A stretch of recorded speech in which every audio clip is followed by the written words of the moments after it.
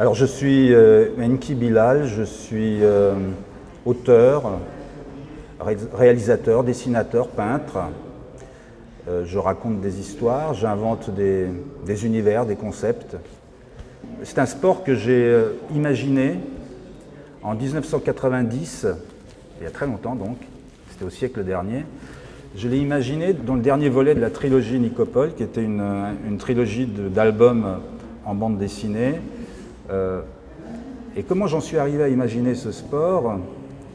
C'est tout simplement que j'imaginais une société dans laquelle l'évaluation de tout, d'absolument tout, était devenue une règle, comme une dictature.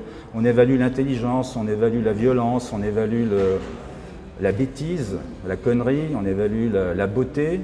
Et tout naturellement, le chessboxing m'est apparu comme le meilleur évaluateur de l'excellence de l'humain. Voilà. Mais de manière assez presque caricaturale.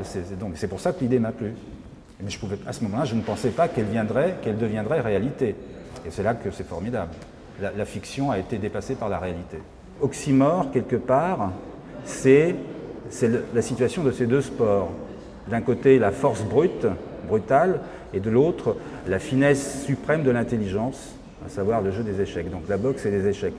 Et ça, cette espèce d'espace qu'il y a entre ces deux contraires, est quelque chose que je trouve à la fois important dans la peinture et dans le regard de celui qui regarde la peinture.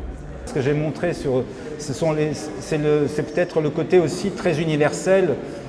Il y a du corps animal, il y a du corps féminin, il y a du masculin, il y a une espèce de... C'est presque une substance philosophique du sport que j'ai essayé de montrer à travers ces personnages confrontés à des représentations symboliques du cheval, des symboles de l'échec, etc. Donc c'est une dérive, on va dire, c'est une dérive de l'esprit, mais c'est un hommage en fin de compte presque, c'est un hommage, un clin d'œil au chessboxing.